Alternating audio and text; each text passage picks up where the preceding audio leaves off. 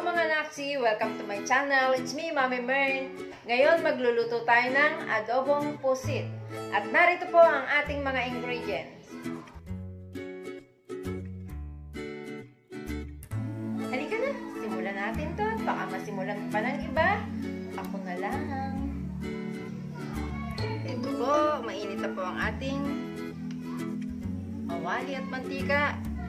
Isa po natin ang ating sibuyas, onion.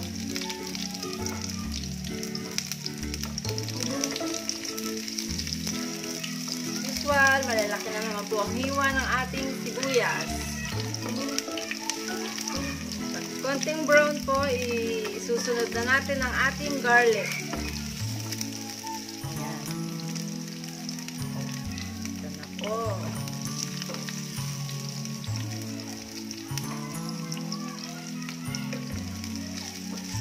Sa inyo po kung anong gusto nyong hiwa, kung maliliit, malalaki, pwede naman. Ako nga po kasi gusto ko ang ganito. Medyo malaki siya. Then, naghiwa din po ako ng luya or ginger natin. Pantanggal po ng lansa kasi nga po, pusit ang ating lulutuin ngayon, araw na ito.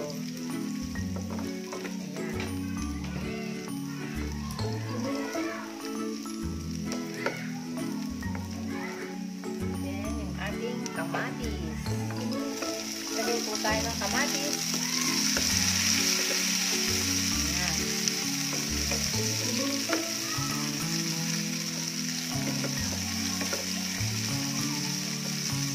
Gasa lang natin.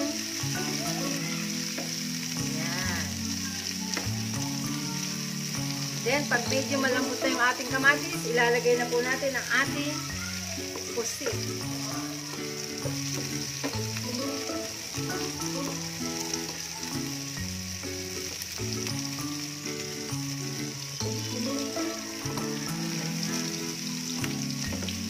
Siyempre, habang nagluluto tayo, samahan natin ng konting pagmamahal. Konti lang.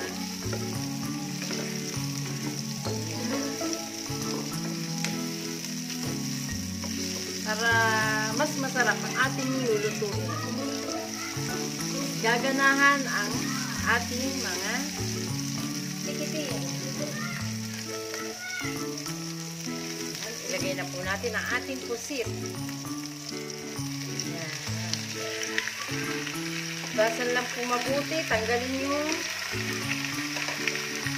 mga laman-laman sa loob. Ayan.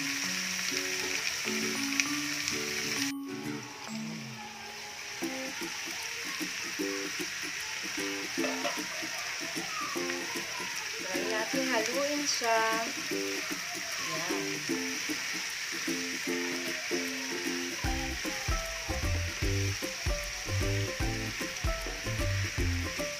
Bango na.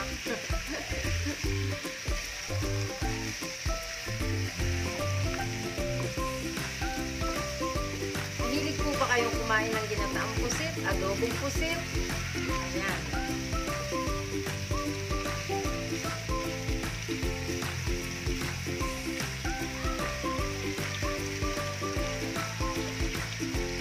Pakipan lang po natin at hintay tayo ng 5 minutes.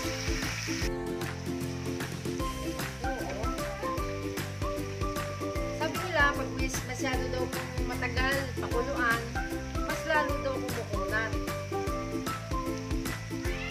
Pero sa akin, walang matigas na pusit sa mainit na apoy. Ngayon pa, samahan na natin ang ating gata. Ayan.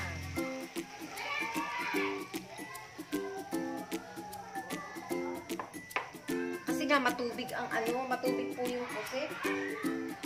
Lagay natin ang ating paminta. Ayan. Ating konting brown sugar.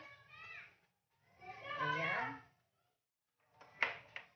Siyempre ang ating sili. Green. Sili.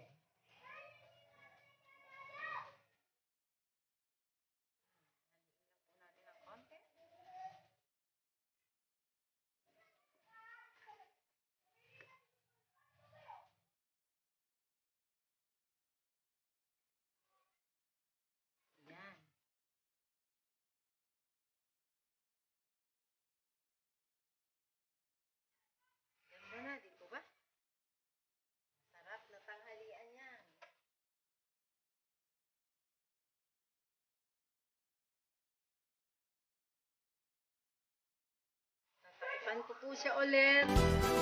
Wait lang ako ng 3 minutes. Ayan. Oo. Pulo na siya. Ganda na siya, di po ba? Ayan.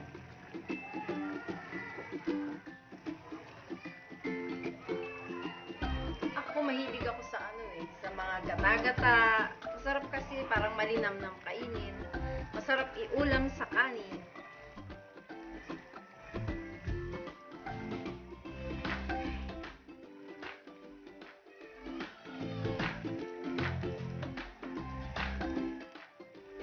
Lagay natin ang ating kalamansi. Piniga ko siya kanina. Okay.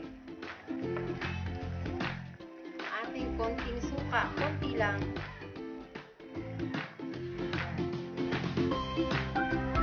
Siyempre, wait na lang tayo ng 5 minutes para lang maiga ng konti yung ating liquid. And then, kukuha na tayo ng malinis na lalagyan at pwede na tayong kumain ng tanghalian. Sabayan nyo ako.